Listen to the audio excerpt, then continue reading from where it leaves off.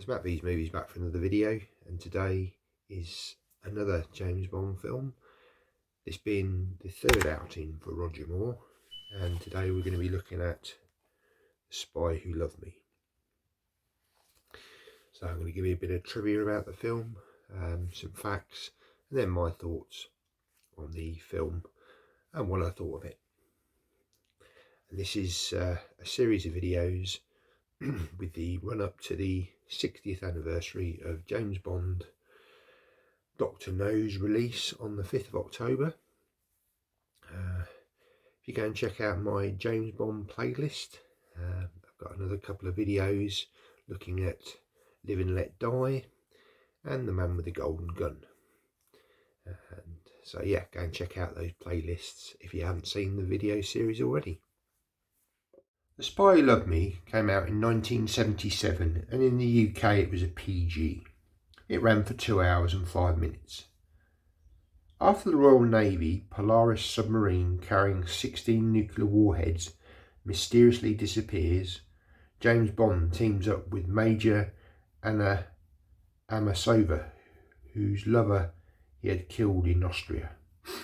The release date in the UK was the 20th of July 1977. And this was directed by Lewis Gilbert, featuring the song Nobody Does It Better, and it was distributed from United Artists. Cast included Roger Moore as James Bond, Barbara Bach as Anaya Amasova, Richard Kiel as Jaws, Kurt Jurgens as Karl Stromberg, Caroline Munro as Naomi, Desmond Llewellyn as Q, Bernard Lee as M, Vernon Dobachek as Max Kalber, Nadim Sawala as Aziz Fekish, Walter Kottel as General Gogo.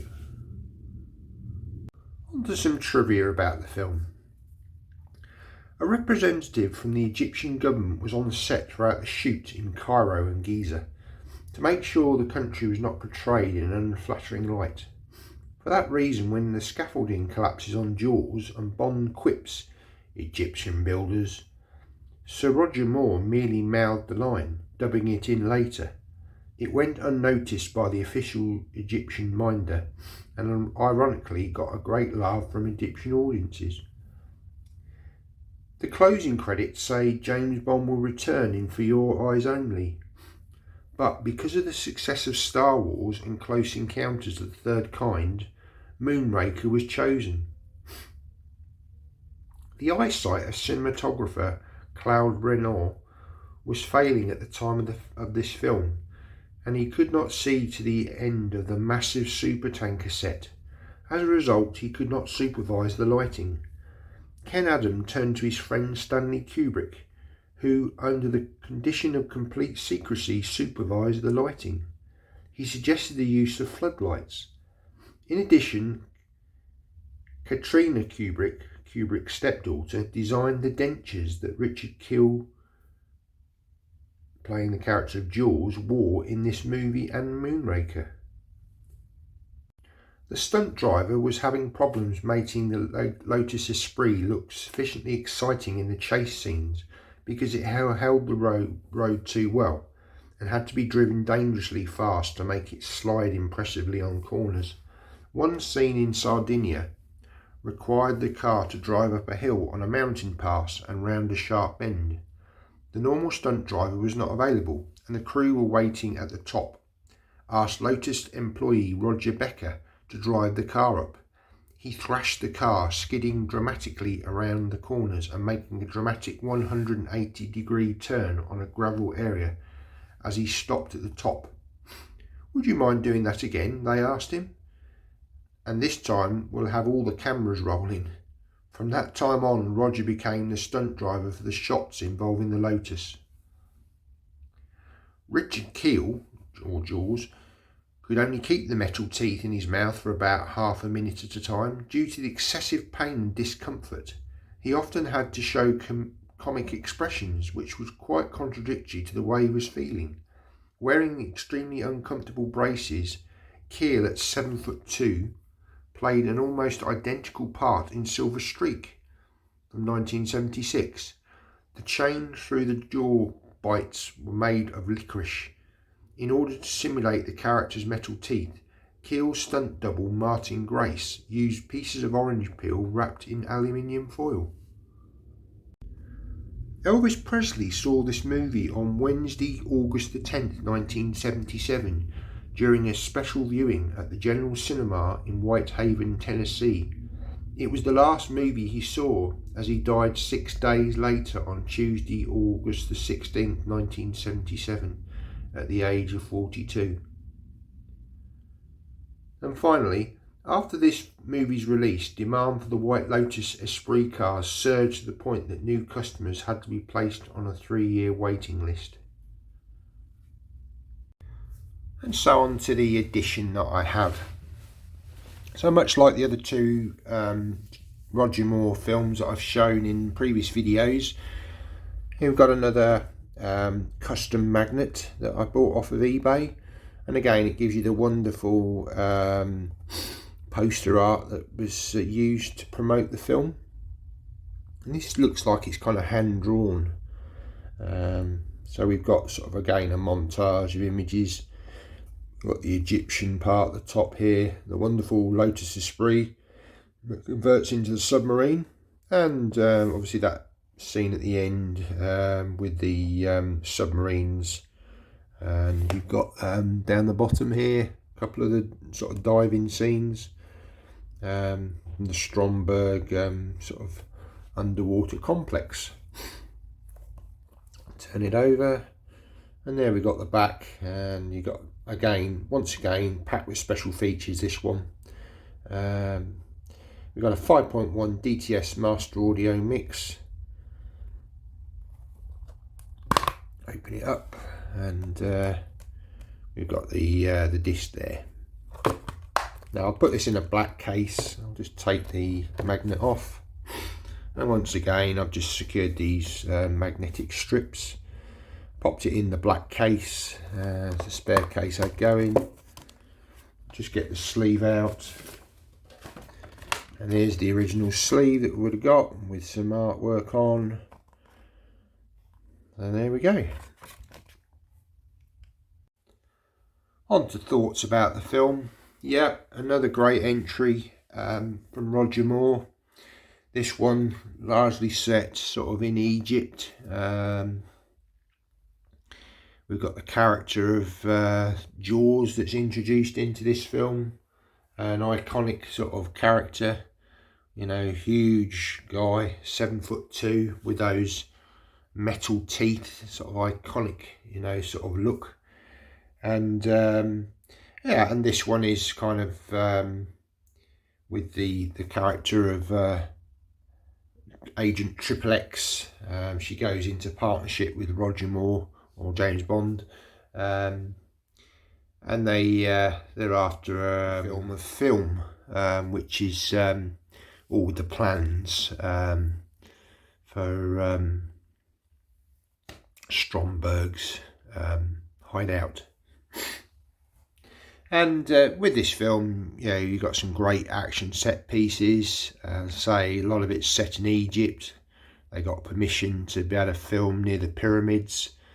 You say you got some great scenes there. You get the wonderful Bond car in this one, the Lotus Esprit, which transforms into the submarine. There's some great shots of that as it dives, you know, into the water and changes from car to submarine. And I can always remember as a child always wanting to be able to get the model of this, the Corgi model. And one birthday I was lucky to get the model. You know, be able to sort of play with that was, you know, fantastic at the time. And to this day, it's one of the iconic cars, you know, from the James Bond series. And once again, I saw a mock-up of this at the James Bond Museum, at the time that was shown at Keswick in the Lake District. And this film plays out very much with this sort of villain, Stromberg, who's kind of after world domination. And he's got this sort of underwater sort of complex where kind of, you know, he's organising everything. And yeah, he wants to capture the submarines, obviously, to get the warheads to be able to control the world. And it very much, this and the next film, Moonraker, very much sort of villains that are out to control the world. Harking back to the times of sort of the Sean Connery era, where we got some villains that wanted to take over the world, very grand scale stuff. And we found with some of the Bond films that they've gone this way, and others have been more sort of more specific sort of villains out for certain agendas. But it's always nice to see the sort of, you know, the villain that's out for world domination. Which ultimately is sort of, I think, what Fleming wrote within the books, you know, for the sort of larger than life villains. And when I was young, this film was higher up in my ranking. This was one of my favourite Bond films, I think mainly because of the iconic car at the time. As I've got older, it's kind of dropped in the rankings a little bit, certainly behind Live and Let Die, Casino Royale, and Man with the Golden Gun. I would put this on a par with sort of Moonraker, which we'll talk about in the next video. It's still a very enjoyable film, but yeah, sort of not quite as sort of high up in the rankings as when I was younger. But nonetheless, you know, a great outing. You know, it's done very well. I mean, there's a lot of stuff in here which you'd never get away with today. You know, Bond sort of remarks probably come across maybe a bit sort of chauvinistic, shall we say. But you know, at the time they obviously were allowed to say these things, but not very politically correct in this day and age. But yeah, I mean, you know, again, a lot of one-liners from Roger Moore, still carrying on that very much that sort of comedic, sort of light-hearted side, which you know, it is part of Roger Moore's character, you know, of Bond, very different to Sean Connery. So guys, hope you enjoyed that video looking at The Spy Who Loved Me. I say another classic Roger Moore outing. Really enjoyed this one growing up and still enjoy it today. Come back next week when we look at another Roger Moore film, the 4th instalment from him, and what we're going to be looking at is Moonraker. So yeah, as I say, if you go back and have a look in my playlist, you can see Live and Let Die and Man with the Golden Gun is in there, and you'll find some other James Bond related videos on that playlist as well. Thanks very much for watching the video, guys. Take care and see you in the next one. Bye now.